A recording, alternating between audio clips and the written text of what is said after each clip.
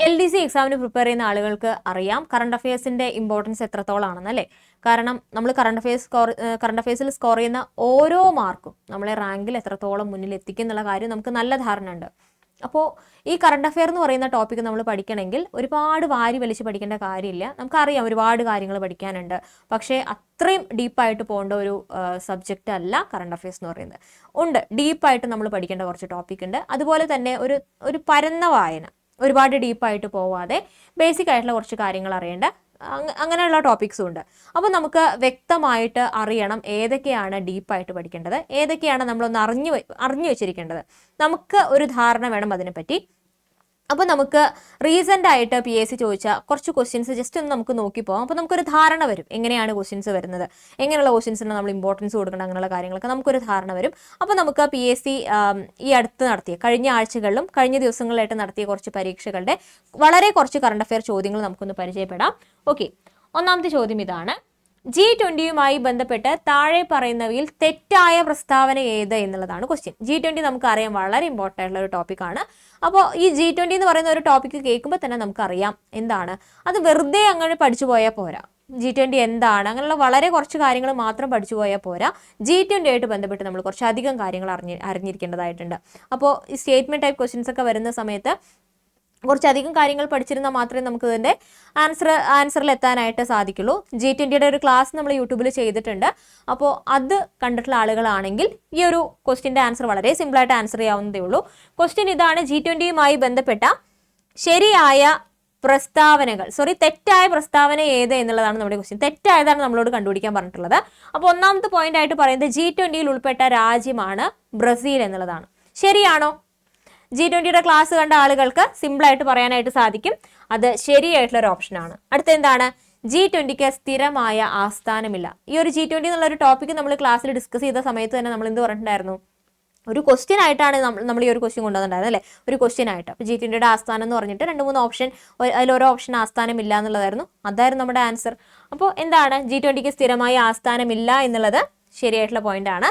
അടുത്തത് option D നമുക്ക് നോക്കാം. എല്ലാ വർഷവും G20 ഉച്ചകോടി നടത്താറുണ്ട്. അതും എന്താണ്? ശരിയാണ്. കാരണം നമ്മൾ ആ ഒരു ക്ലാസ്സിൽ തന്നെ പറഞ്ഞിട്ടുണ്ടായിരുന്നു 2022 വേദി, 23 വേദി, 24 വേദി, അങ്ങനെയുള്ള കുറേ കാര്യങ്ങൾ നമ്മൾ ആ ഒരു ക്ലാസ്സിൽ തന്നെ ഡിസ്കസ് ചെയ്തിട്ടുണ്ട്. അതുകൊണ്ട് തന്നെ എന്താണ്? ആ ഒരു പോയിന്റും ശരിയായിട്ടുള്ള പോയിന്റ് ആണ്. അതിൽ തെറ്റായിട്ടുള്ളത് ഏതാണ്? ഓപ്ഷൻ C ആണ്.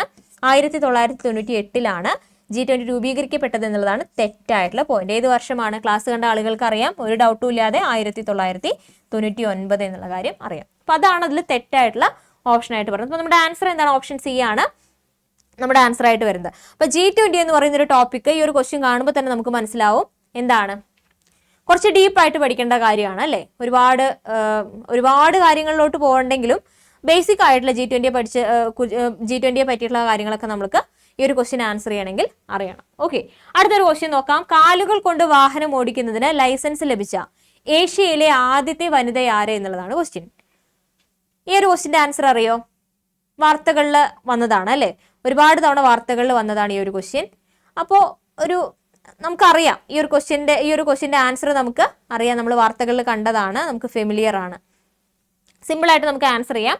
ജിലുമോൾ മാരിയറ്റ് തോമസ് ആണ് അല്ലെ, ജിലുമോൾ മാരിയറ്റ് തോമസ് ആണ്. അടുത്തൊരു ക്വസ്റ്റ്യൻ നോക്കാം. 2023 ഏഷ്യ കപ്പ് ക്രിക്കറ്റ് ടൂർണമെന്റിന്റെ ഫൈനലിൽ ഇന്ത്യ പരാജയപ്പെടുത്തിയത് ഏതു രാജ്യത്തെ ടീമിനെയാണ് എന്നുള്ളതാണ് ക്വസ്റ്റ്യൻ. അപ്പോൾ ആരാ ജയിച്ചിരിക്കുന്നതെന്നല്ല, നമ്മുടെ പല ക്വസ്റ്റ്യൻ നമ്മൾ ഈ ഒരു രീതിയിൽ തന്നെയാണ് നമ്മൾ നോക്കാറുള്ളത് അല്ലേ. ഇന്ത്യ ജയിച്ചിട്ടുണ്ടെങ്കിൽ ഇന്ത്യ ആരെയാണ് പരാജയപ്പെടുത്തിയത്, അങ്ങനെയൊക്കെയാണ് നമ്മൾ സാധാരണ നമ്മുടെ കറണ്ട് അഫെയർ ക്ലാസ്സുകളിൽ ക്വസ്റ്റ്യൻ ഡിസ്കസ് ചെയ്യാറുള്ളത്. അപ്പോൾ ഇതിന്റെ ആൻസർ എന്താണ്? ഇതിന്റെ ആൻസർ ഓപ്ഷൻ B ആണ്, ശ്രീലങ്കയാണ്. അപ്പോൾ നമുക്ക് മനസ്സിലായി ഇതുമായിട്ട് ബന്ധപ്പെട്ട ഇതുപോലെയുള്ള ക്വസ്റ്റ്യൻസ് നമ്മൾ അറിഞ്ഞിരിക്കണം, അത് പഠിച്ചിരിക്കണം. അടുത്തൊരു ക്വസ്റ്റ്യൻ നോക്കാം. കേരള മത്സ്യബന്ധന വകുപ്പ് ഇപ്പോൾ കൈകാര്യം ചെയ്യുന്ന മന്ത്രിയുടെ പേരെന്താണ്? ഈ ഒരു ക്വസ്റ്റ്യൻ കാണുമ്പോൾ തന്നെ നമുക്കറിയാം എക്സാമിന് സാധാരണ മന്ത്രിമാരും വകുപ്പുകളും ചോദിക്കുന്നതാണ്.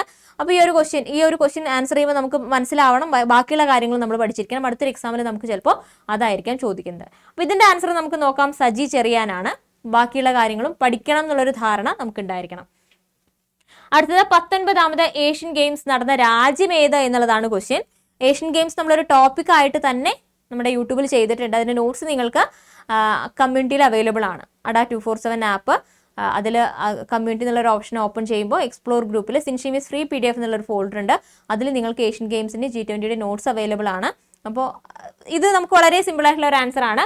ഇതിന്റെ ആൻസർ എന്താണ്? ഓപ്ഷൻ എ ആണ്, ചൈനയാണ് നമ്മുടെ ആൻസർ ആയിട്ട് വരുന്നത്. അപ്പം നമുക്ക് ഇതിൽ നിന്ന് മനസ്സിലാക്കാൻ പറ്റുന്ന ഒരു കാര്യം എന്ന് പറയുന്നത് ഏഷ്യൻ ഗെയിംസുമായിട്ട് ബന്ധപ്പെട്ട ചോദ്യങ്ങൾ ഇനിയും വരാം. അടുത്തൊരു എക്സാമിൽ ചിലപ്പോൾ അതിന്റെ മാസ്കോട്ട്, അതിന്റെ ഭാഗ്യചിഹ്നമായിരിക്കാം ചോദിക്കുന്നത്, അല്ലെങ്കിൽ അതിൽ വിന്നറായത്, രണ്ടാമതായത്, ഇന്ത്യയുടെ സ്ഥാനം, ഇന്ത്യയുടെ മെഡലുകൾ, അങ്ങനെയുള്ള കാര്യങ്ങളൊക്കെ ആയിരിക്കും അടുത്ത എക്സാമിൽ ചോദിക്കുന്നത്. അപ്പോൾ നമ്മൾ എന്തായിരിക്കണം? അതിലും പ്രിപ്പയർഡ് ആയിരിക്കണം. അപ്പോൾ ഓരോ ക്വസ്റ്റ്യൻസ് നമ്മൾക്ക് ഇങ്ങനെ കാണുമ്പോഴും നമുക്ക് ഒരു ധാരണ വരും എങ്ങനെയുള്ള ക്വസ്റ്റ്യൻസ് ആണ് ചോദിക്കുന്നത്, അല്ലെങ്കിൽ എങ്ങനെയുള്ള ക്വസ്റ്റ്യൻസ് ആണ് നമ്മൾ ഡീപ്പായിട്ട് പഠിക്കേണ്ടത്, ഏതാണ് നമ്മളൊന്ന് അറിഞ്ഞിരിക്കേണ്ടത്. അപ്പോൾ കുറേ ക്വസ്റ്റ്യൻ പേപ്പേഴ്സ് വർക്കൗട്ട് ചെയ്ത് കറണ്ട് അഫയേഴ്സ് ഏതൊക്കെ ഏരിയയിൽ നിന്നാണ് കൂടുതൽ ക്വസ്റ്റ്യൻസ് വരുന്നത് അങ്ങനെയുള്ള നമുക്ക് വ്യക്തമായിട്ടുള്ള ധാരണ ഉണ്ടെങ്കിൽ നമ്മൾ ഒരുപാട് ഡീപ്പായിട്ട് കറണ്ട് അഫയേഴ്സ് പഠിക്കേണ്ട ആവശ്യമില്ല. വളരെ കുറച്ച് കാര്യങ്ങൾ പഠിച്ച് നമുക്ക് കുറച്ച് സമയം കൊണ്ട് തന്നെ നമുക്ക് കംപ്ലീറ്റ് കാര്യങ്ങൾ, നമുക്കൊരു എക്സാമിൽ വരുന്ന ബേസിക്കായിട്ട് എല്ലാ കാര്യങ്ങളും കിട്ടുന്ന രീതിയിൽ നമുക്ക് പ്രിപ്പയർ ചെയ്യാനായിട്ട് സാധിക്കും. അതുകൊണ്ടാണ് അഡ 247 LDCക്ക് വേണ്ടിയിട്ട് ഒരു special current affair batch start ചെയ്തിട്ടുള്ളത്. അപ്പോൾ ആ ഒരു ബാച്ചിൽ നമ്മൾ ഇതുപോലെയുള്ള ക്വസ്റ്റ്യൻസ് അനലൈസ് ചെയ്ത് അതുമായിട്ട് ബന്ധപ്പെട്ട കാര്യങ്ങളാണ് നമ്മൾ മെയിനായിട്ട് ഫോക്കസ് ചെയ്യുന്നത്.